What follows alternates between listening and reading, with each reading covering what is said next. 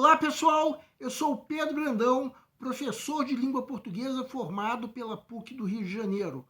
Começa agora mais uma videoaula do nosso canal Português Papo Cabeça. Em primeiro lugar, inscreva-se no nosso canal para não perder nenhuma das nossas próximas videoaulas e ative o sininho para receber todas as notificações. Essa aula está sendo postada na sexta-feira, 8 de dezembro.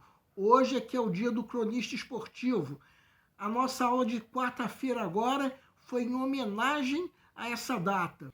Nós interpretamos uma crônica esportiva do jornalista Rodrigo Capello, mas essa aula já é outro assunto. Vamos prosseguir o assunto de tipos e gêneros textuais, que foi introduzido há várias videoaulas atrás. Quem quiser pode acessar essas videoaulas através dos cards que nós estamos disponibilizando. Vamos lembrar que gênero textual é um conceito relativo à ocasião em que um texto é produzido. Quando dizemos coisas do tipo, escrevi uma carta, escrevi um e-mail, achei aquela notícia assustadora, adorei a propaganda, tudo isso, carta, e-mail, propaganda e por aí vai, são gêneros textuais.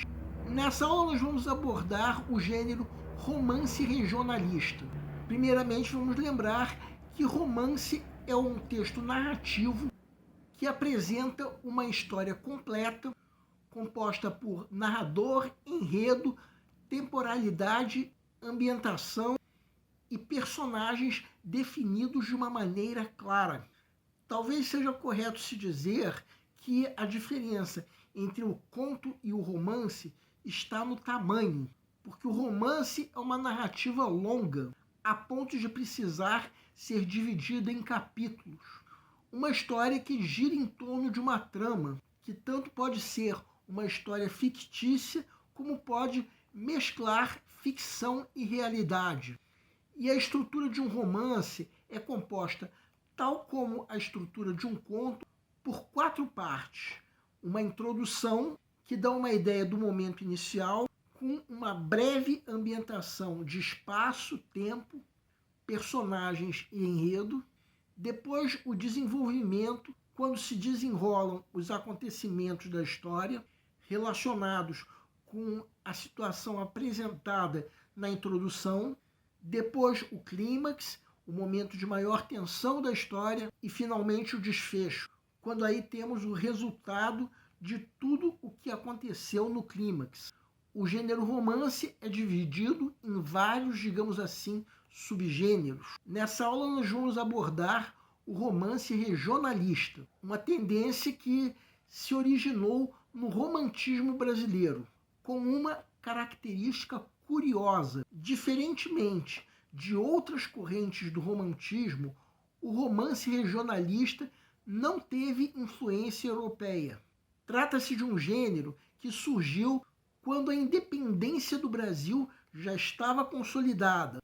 E com isso surgiu também a tendência de uma consciência de valores específicos de uma determinada cultura, com sua diversidade regional, não apenas pela geografia física das regiões, mas também pelos costumes populares e pelos dialetos. O romance regionalista, tal como os outros subgêneros do romance, teve origem no folhetim, em que os capítulos eram apresentados nos jornais com uma periodicidade, em geral, semanal, sendo que o romance regionalista se caracterizava, como se caracteriza até hoje, pela tentativa de fixar aquilo que os autores consideravam verdadeiro no Brasil, desde o sertão até a paisagem nativa. Uma das primeiras obras desse gênero aqui no Brasil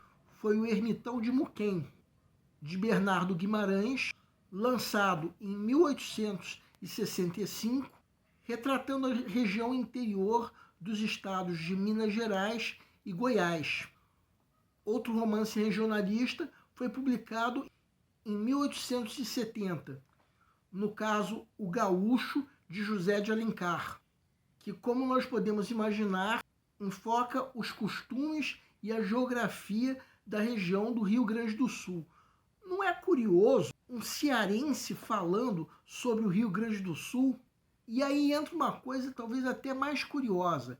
José de Alencar não viajou para o Rio Grande do Sul para escrever esse romance. Ou seja, esse romance tem uma visão idealizada, como também acontece na maioria das obras do romantismo brasileiro. Outro romance regionalista foi publicado em 1872, Inocência, de Visconde de Toné, que retrata os costumes e a fala sertaneja, além de descrever a beleza do Brasil Central. Em 1886 foi publicado outro romance regionalista, O Cabeleira, de Franklin Távora, que enfoca o cangaço nordestino. Bem, o romantismo brasileiro foi o momento em que se inaugurou o romance regionalista aqui no Brasil. Mas a tendência continuou. Na fase modernista, por exemplo, foi lançado em 1930 o romance Vidas Secas, de Graciliano Ramos, que retrata a realidade de absoluta miséria do sertão nordestino, através de uma família de retirantes. Ainda no modernismo brasileiro, outra obra que merece destaque é Menino de Engenho, de José Lins do Rego, que narra a vida de um menino no começo do século XX, numa antiga fazenda lagoana da época colonial. Um autor recém-falecido de um romance regionalista foi João Ubaldo Ribeiro, que lançou em 1971 o romance Sargento Getúlio, ambientado no sertão nordestino, falando sobre o banditismo na região com uma linguagem cheia de regionalismos. Em 1992, a também recém-falecida autora Raquel de Queiroz publicou outro romance regionalista, Memorial de Maria Moura, que narra a vida de uma cangaceira nordestina, um romance que foi adaptado alguns anos depois para uma minissérie na TV Globo.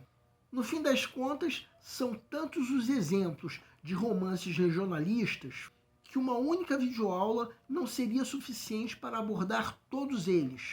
A principal característica é mostrar a diversidade cultural de um país. Nós só falamos nessa videoaula sobre romances regionalistas brasileiros, mas é claro que existem obras desse gênero em outros países. E o assunto de tipos e gêneros textuais, por enquanto, fica por aqui. Como eu não canso de dizer, é um assunto até difícil de ser dado por encerrado. E digo mais, eu não vou dar em momento nenhum esse assunto por encerrado, porque existem tantos gêneros textuais que eu mesmo nem imagino. O nosso canal Português Papo Cabeça antigamente se chamava Aprenda a Língua Portuguesa. Cada vez mais estaremos focados em vocês, que estão movendo a roda da história para que seja criado um futuro melhor para todos. Então o nosso foco principal continua sendo os vestibulandos, que terão no nosso canal uma fonte importante de estudos de língua portuguesa, onde nós ensinaremos os recursos da nossa língua para que possam, em primeiro lugar, escrever de forma adequada, entre outros textos, a redação do vestibular. Em segundo lugar, para que possam interpretar textos de forma adequada, não apenas numa prova de vestibular ou concurso, mas também na leitura de textos que ajudarão vocês a se manterem atualizados. Cada vez mais nós teremos no nosso canal um Papo Cabeça. Ensinaremos nossa língua sim, mas de forma a estimular a inteligência que nasceu dentro de vocês e que precisa ser estimulada. E a missão do nosso canal é melhorar cada vez mais. Então vocês podem usar tanto o nosso e-mail quanto a nossa fanpage do Facebook para fazerem qualquer comentário, elogio, crítica ou ainda reclamação sobre as nossas videoaulas. E vocês também podem usar tanto o nosso e-mail quanto a nossa fanpage para pedirem para esclarecer qualquer dúvida que vocês tenham sobre a matéria. E nós agradecemos a todos vocês que estão assistindo às nossas videoaulas. Em especial, nós agradecemos a todos vocês que estão compartilhando nossas videoaulas com outras pessoas. muito obrigado, porque vocês estão ajudando o nosso canal a ser feito.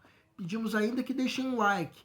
Muito obrigado e aguardem nossa próxima aula.